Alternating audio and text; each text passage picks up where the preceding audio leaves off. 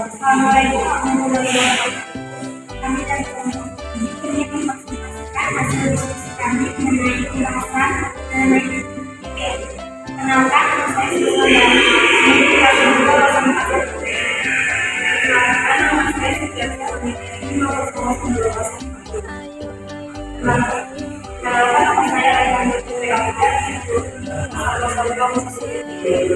Ahora también puede trabajar en el lunes de la tienda 200-200-39. Kenalkan, nama saya Raya Sisyono, NIM 200-200-32. Kenalkan, nama saya Raya Saprata, NIM 200-200.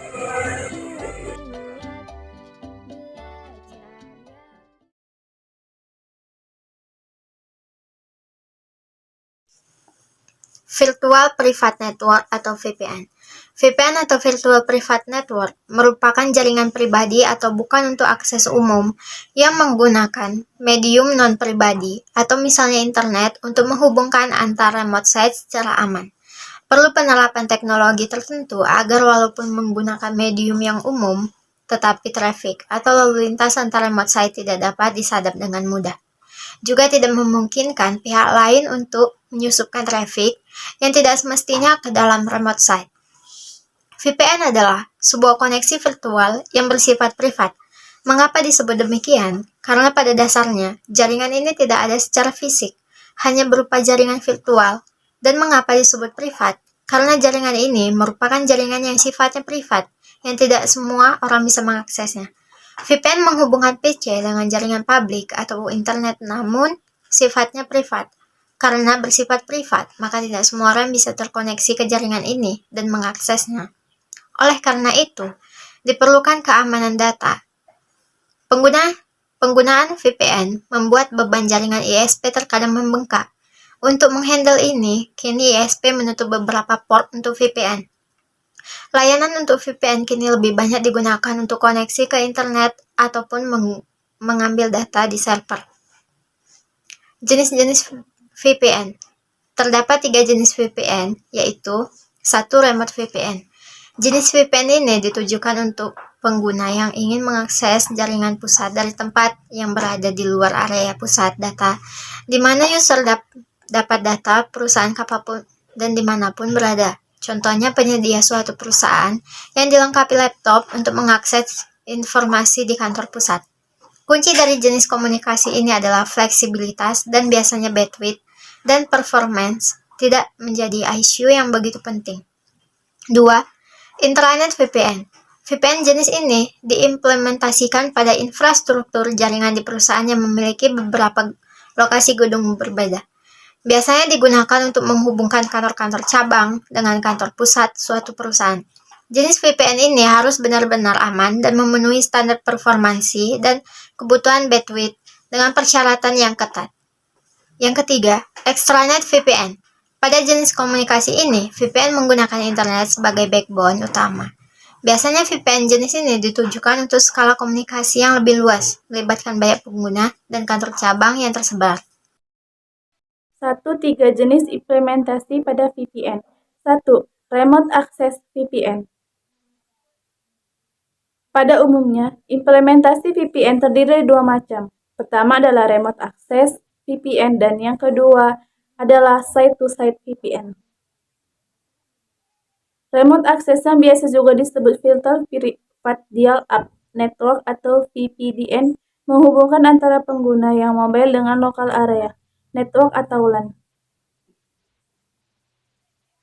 Jenis VPN ini digunakan oleh pegawai perusahaannya yang ingin terhubung ke jaringan khusus. Perusahaannya dari berbagai lokasi yang jauh atau remote dari perusahaannya. Biasanya perusahaan yang ingin membuat jaringan VPN tipe ini akan bekerja sama dengan Enterprise Service Provider atau ESP. 2. Site-to-Site VPN. Jenis implementasi VPN yang kedua adalah Site-to-Site VPN. Implementasi jenis ini menghubungkan antara 2 kantor atau lebih yang letaknya berjauhan. Baik kantor yang dimiliki perusahaan itu sendiri maupun kantor perusahaan. mitra kerjanya atau VPN yang digunakan untuk menghubungkan suatu perusahaan dengan perusahaan lain. Misalnya mitra kerja, supplier atau pelanggan, disebut extranet. Sedangkan bila VPN digunakan untuk menghubungkan kantor pusat dengan kantor cabang, implementasi ini termasuk jenis intranet site-to-site VPN. 4. Teknologi enkripsi. Teknologi enkripsi menjamin data yang berlalu lalang di dalam tunnel tidak dapat dibaca dengan mudah oleh orang lain yang bukan merupakan komputer.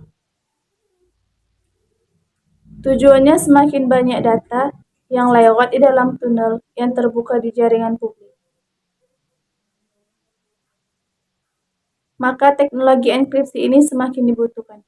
Enkripsi akan mengubah informasi yang ada dalam tunnel tersebut menjadi sebuah ciphertext atau teks yang dikacaukan dan tidak ada artinya sama sekali apabila dibaca secara langsung. Untuk dapat membuatnya kembali memiliki arti atau dapat dibaca, maka dibutuhkan proses dekripsi. Proses dekripsi terjadi pada ujung-ujung dari hubungan VPN. Pada kedua ujung ini telah menyepakati sebuah algoritma yang akan digunakan untuk melakukan proses enkripsi dan deskripsinya. Dengan demikian, data yang dikirim aman sampai tepat tujuan karena orang lain di luar tunnel tidak memiliki algoritma untuk membuka data.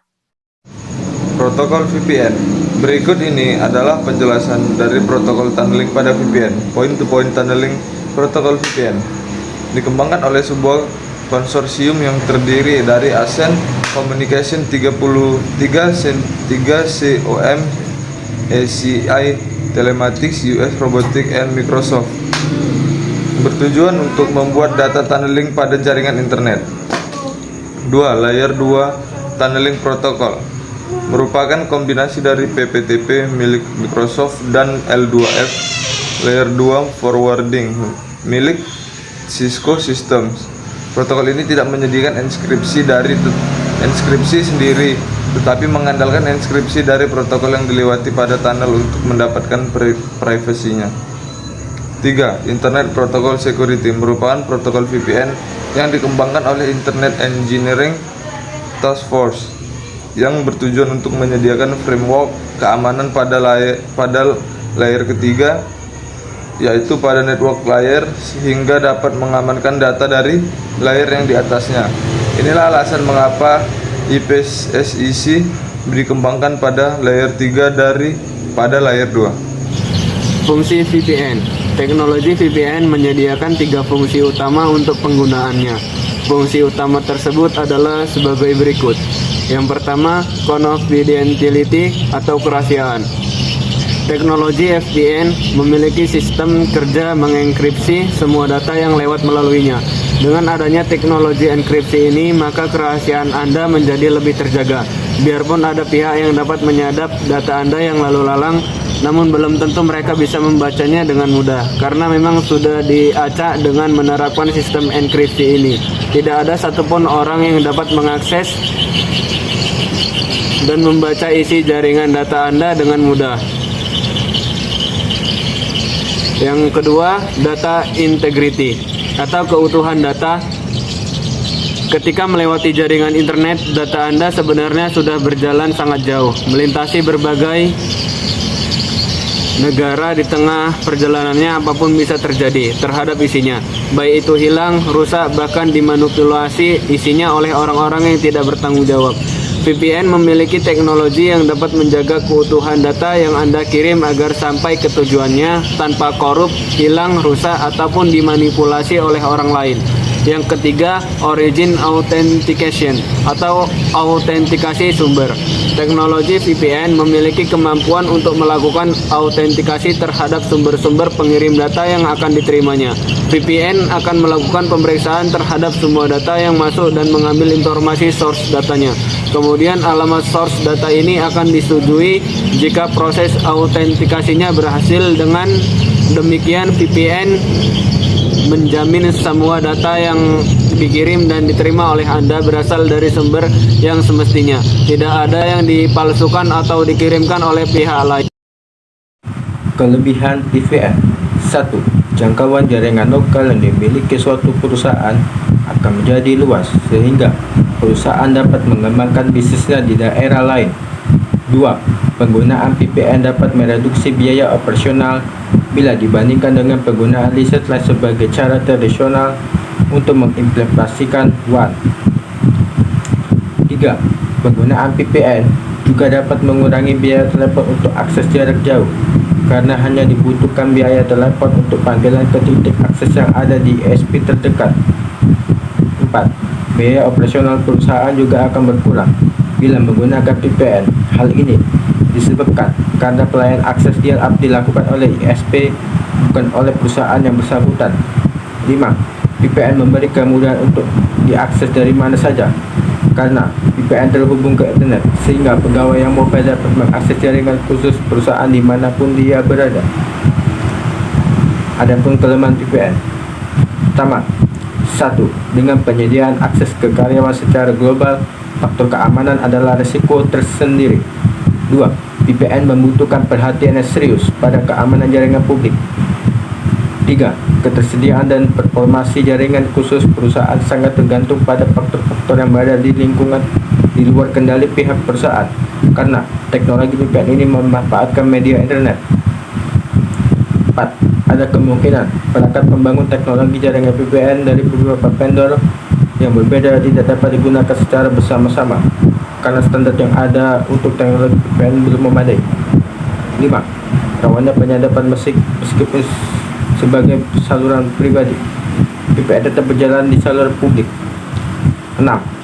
Pengguna tidak memiliki kendali atas pengguna dan kecepatan aliran data, performa hingga pada kendali lain. Misalkan jaringannya tidak bekerjasama sekali karena mati lampu. 7. Dikarenakan perangkat-perangkat pada VPN biasanya bersifat eksklusif. Kendali akses. Pada dasarnya, semua perangkat komputer yang dilengkapi dengan fasilitas pengalamatan IP dan diinstal dengan aplikasi pembuat tunnel dan algoritma enkripsi dan deskripsi, dapat dibangun komunikasi VPN di dalamnya. Komunikasi VPN dengan tunneling dan enkripsi ini dapat dibangun antara sebuah router dengan router yang lain, antara sebuah router dengan beberapa router, antara PC dengan server VPN konsentrator, antara router atau PC dengan firewall berkemampuan VPN, dan masih banyak lagi. Kesimpulan, virtual private network menggunakan enkripsi dan autentikasi dalam lapisan protokol yang lebih rendah untuk menyediakan koneksi yang aman melalui jaringan tidak aman, jika tidak biasanya internet. VPN umumnya lebih murah daripada jaringan swasta nyata menggunakan jalur pribadi, tetapi mengandalkan memiliki enkripsi yang sama dan sistem autentikasi pada kedua ujungnya. Enkripsi ini dapat dilakukan oleh software, firewall, atau mungkin oleh router.